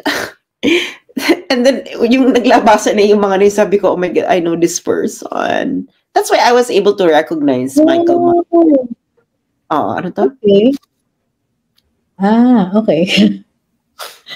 The same Michael Ma that you say is, ano ba to? What does he do for a living? If any. Di ba siya nga yung may-ari ng company? Magkasosyo sila. Right. Sila nung kapatid ni Lisa. Magkasosyo sila ni Martin Araneta. Di ba yun yung inaakusahan na yun yung inakusahan ni Ramon Tulfo na smuggler daw. At saka pinangalanan sa Congress. So, ayun yun. Yeah, yung issue dun sa congressional investigation. Okay. Na hindi natuloy. Diba? Yun naman itong si Byron, Pero ang talaga, if they didn't remove Attorney Tix, mahirapan tayo kasi kaya niya salagin lahat. Buti. Can you confirm this, Sas? I think it's not, kasi there is, kasi kung totoo man yung nirelease ni Maharlika na voice message, there's only one person who could spread that poison gossip. And that's RJ. Kasi nga, as I revealed, RJ demanded to be a presidential assistant on political affairs. Advisor. Political advisor, no? Political advisor, special political advisor, presidential political advisor, ano ba yun? Presidential advisor on political affairs. Presidential advisor on political affairs. So yun yung kanyang dinemand na position. And he demanded that position, wala pa pong election. Oh, okay. And I know, and ayun na nga. Once, okay. Wala pang elections. And then he when nung nagkaroon na ng election, he told me, yung tinatanong nga ako noon, ano nga daw yung gusto kong gawin, ganyan, whatever. Sabi ko, well, kakarenew ko lang ng contract sa SMNI for my statecraft. Sabi niya, na parang ang anuhan niya sa akin na Ning, makapagpanalo ka ng presidente. Yeah. Tapos sabi niya sa akin na, alam mo yun, all praise pa siya sa akin na, and then sabi niya, kukunin na lang kita ng USEC. Okay. Tapos sabi ko, okay, pero sabi ko pa sa kanya, eto na nga, no, kaya nila siguro dinilit ang binura ang aking Facebook because ang dami naming incriminating messages ni RJ Nieto. Hindi ko na siya ma-access. Oh, I thought you had screen caps. Well, I don't just have screenshots. But you do ha! Grabe ka. Anyway, so ganun na nga na, and then yeah, and then kaya ang alam ko na ang power broker dyan ay si Lisa and si Martin because after the election, sabi niya sa akin, kinausap ko na si Lisa, ay si Tabyuts, okay na daw, okay na rin kay ang tawag nila kay Martin Romualdez, I don't know why, is Romart. Romart. Oo, okay. Romart. Siguro dahil Romualdez Martin, kasi yung isa kasi Araneta Martin eh. So ito is Romart yung tawag niya eh. Okay. Tapos, Romart. Tapos sabi niya na, okay na, kaya nga nakapagpatahi na siya ng barong eh. Nagpatahi siya ng barong kay Abel Bacudio. And Abel Bacudio called me. Ang sabi sa akin ni Abel Bacudio, kailan ka pupunta dito? Sabi ko, bakit? Kasi di ba mag-i-inaugurate ka daw? Paano mag-i-inaugurate? Ganyan-ganyan. Ko, bakit ka naman naasa ng inauguration? Wala, ano lang naman to, no? Mga drawing lang naman to, mga to, no? Nobody's approaching me or wala naman diyang appointment papers or whatever. So that's it. And then, well, Trixie got cabinet secretary. And he didn't got what he demanded. So, what do you call that? Oh, okay. Yeah. Sige, I got that part. Hindi, ano lang naman, we were just juxtaposing things. Hopefully, people could realize why we're juxtaposing things out there. Kaya nga, ayan na po. So, sige, intayin ko kung makabalik si Sas, ha? Kasi minsan may limit dito sa time ng ano niya. Kung dito pa si Byron, baka gusto niyang umakyat. No, guys, wag niyo akong sasabihan na magsalita na and all that. You don't get to dictate the timing of whatever it is I'm going to say. So, yun lang po yun. Ganun ba, nagre-revelations na nga itong sinasasi na Maharlika tapos sasabayan pa. Hindi naman. But there is a time and a place for everything. Kumbaga. So, ano yung dinidiscuss natin dito kanina? So, ang what it feels like or what it appears is that mayroon ditong censorship.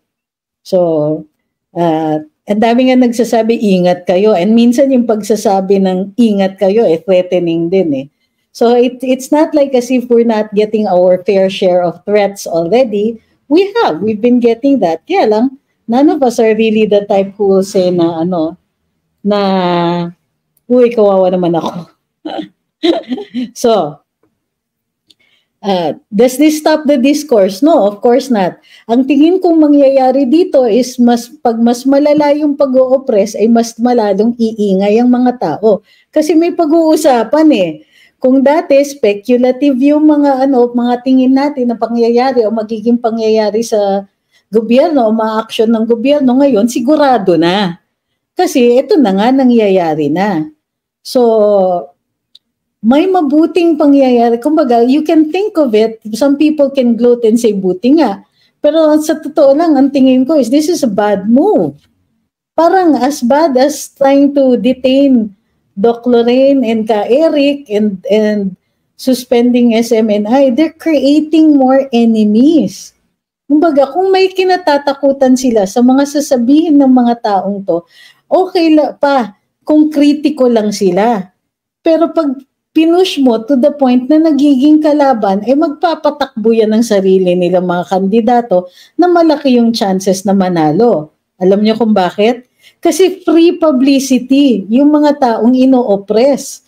Ganito, tingnan nyo, ang dami ninyong nandito to listen and to see na si Sas nandito.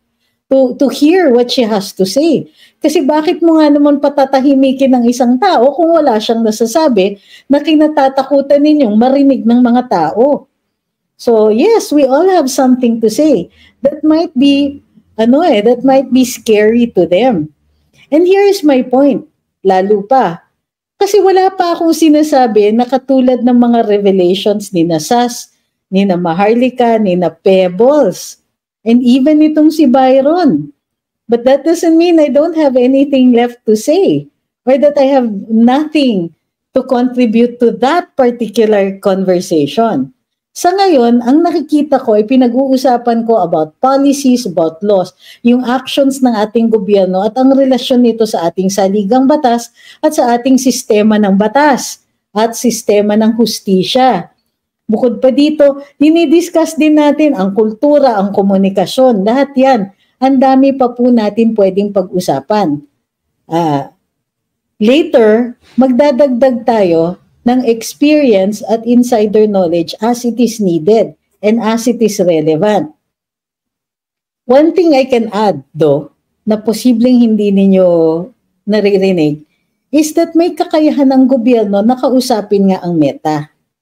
At may kakayahan parang pakiusapan yan. Kasi kung naaalala ninyo, nung nasa Senado kami, si TP, ako, sina Mike Lopez, sina Franco, and ako, I was asked to give testimony in the Senate committee that was headed by Senator Grace Poe.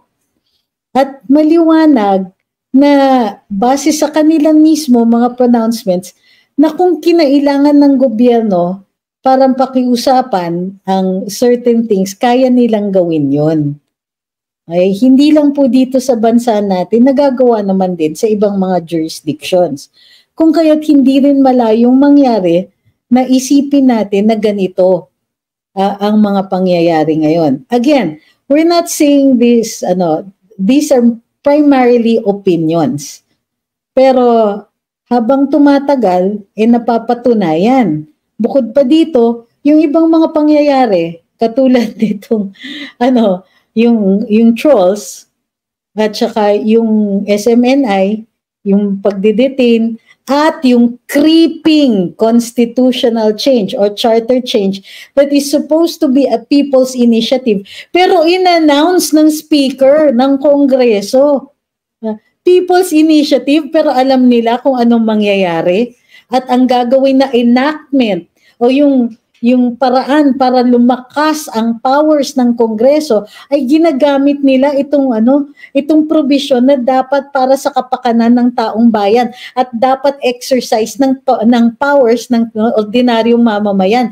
Sinasubvert nila, sinasakop nila para lumakas at lumawak ang powers ng Kongreso. Hindi lang sa pagbabago ng saligang batas dahil pag nilagay natin sa kamay ng Kongreso at Kongreso alone, then madidiktahan yan ng speaker.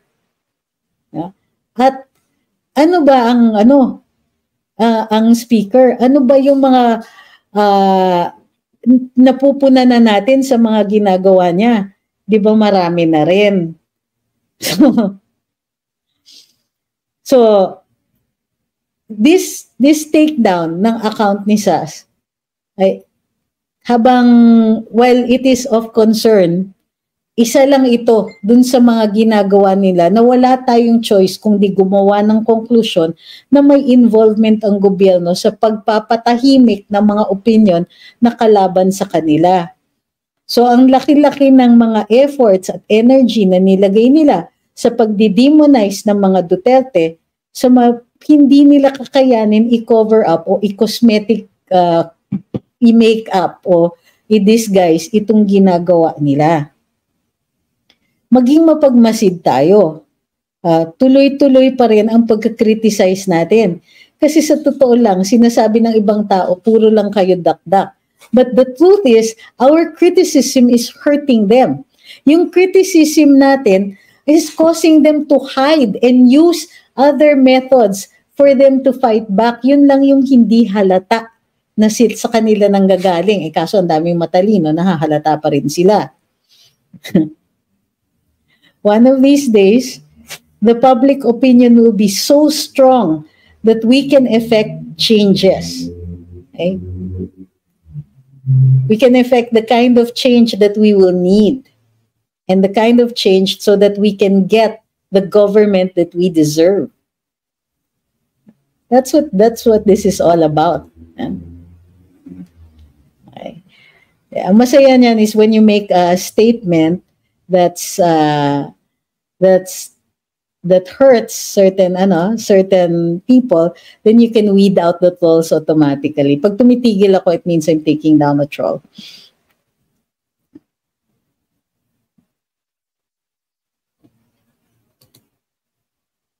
Okay. The one thing also that so magpapasalamat ako sa lahat ng mga nagpa-participate dito ngayon. Yes, including the trolls kasi actually pinataas ninyo yung engagement namin at you understand, how the algorithm works, right? Whenever you comment, it spikes the interest in this and it'll appear in certain news feeds that are associated with you. At kahit bagong gawa po yung mga accounts ninyo, it will still cause a change in the algorithm. So yes, I hope you understand that whenever you post something, even if I disagree with it, I let you post it because thank you for increasing the engagement and the traffic to these pages. So, para dun sa mga nagsasabing hayaan na lang at huwag patulan, huwag nyo naman sasabihin yan pagka hindi ko na nga hinayaan at pinatulan ko na. Okay?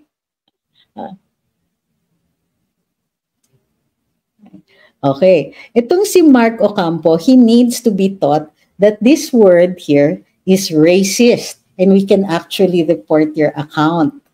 Diba? So please understand that if you're going to troll us, also make sure that you are safely doing it.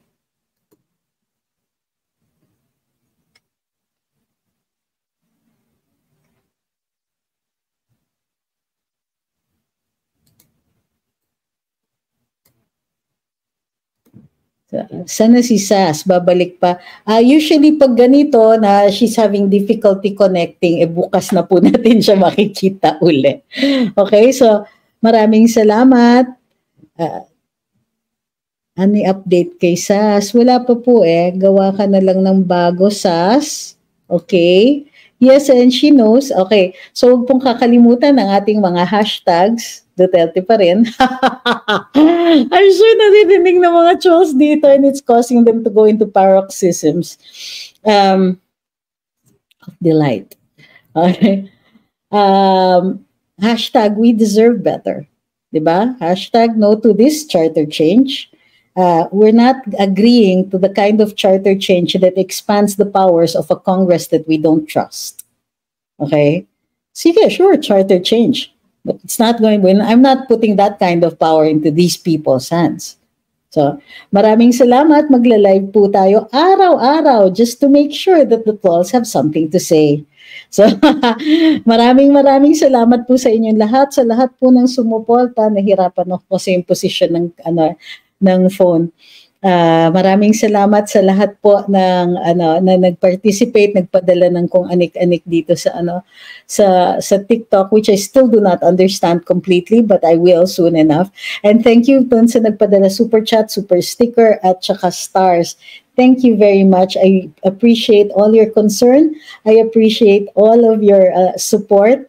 And yes, I appreciate the intelligent conversation that you have provided for us today by commenting and asking wonderful questions that have led this discussion. Mahalaga sa ating lipunan ang diskurso. Mahalaga po ang inyong opinion. Sana pinahahalagahan ng ating gobyerno, pero gayon pa man, dapat malaman ninyo na kami dito, pinahahalagahan namin yan. Maraming salamat. Kita-kita uli tayo bukas at may karambola po tayo 8 to 10 ng umaga sa DWIZ and Aliw 23. Simulcast po yan, radyo at saka television, Facebook at saka YouTube. Maraming salamat. See you soon.